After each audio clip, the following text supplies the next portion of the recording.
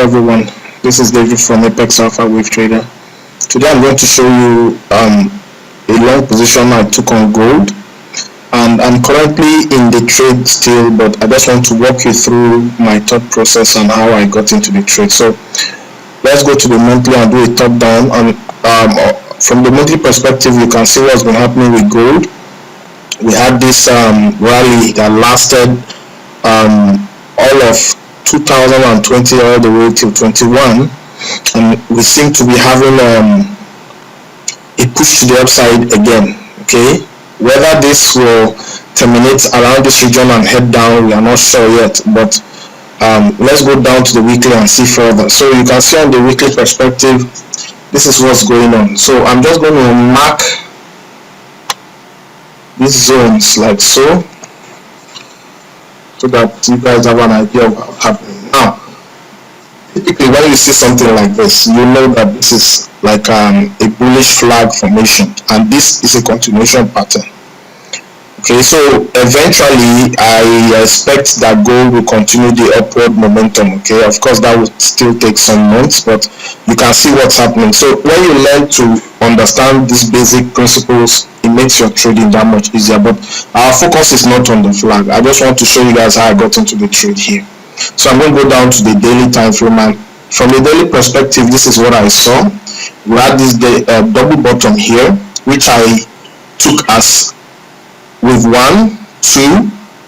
Now I had a little bit of confusion calling this with 3, 4 and 5, because I measured with 1, with 3 and the supposed with 5, and I discovered that this wave 3 is actually the longest of the 3 waves. So I'm trying to say that we can actually classify this as wave 1, 2, 3, 4, 5. Call this a correction and then the start of a new wave. Okay, or you can call this 1, 2, this entire thing here 3, 4, and then that means we are the 5th wave. So it doesn't really matter how you classify the waves, as long as you are correct in what you are doing. So the main thing is the trend is up. All right, so what we have here are pullbacks, and that's what I focused on. So if I take you to the 4-hour time frame, what I did was I started watching this chart from, I believe it was last week Friday. So I marked out this correction. So what I was counting on, the fact was, whether it's the 5th wave or whatever, it doesn't matter, but you can see that there are minor waves here. Like here we have 1, 2, 3, 4, 5, then this is a correction, and then we have the smaller one here, 1, 2, 3, 4, 5 correction, and then this entire place is with 1, 2 and 3. So it was based on this understanding that I decided to take this trade. Okay, so it doesn't matter which wave I'm in. The point is I saw a good opportunity to go long, and I went in here with one order, and then a little bit later I went in with the second order. You can see I'm currently in profit and on my way headed up. Okay, so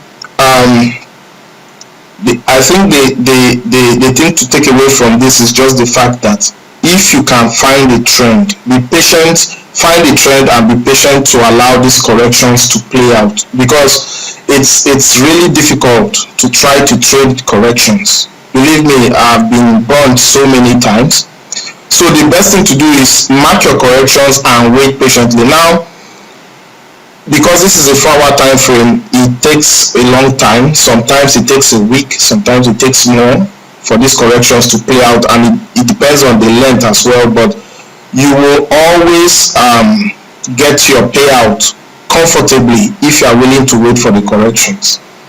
So I hope that this video was instructional for someone, and I'm actually doing this ahead of the non-farm payroll, which is coming out later in about 6 or 7 hours.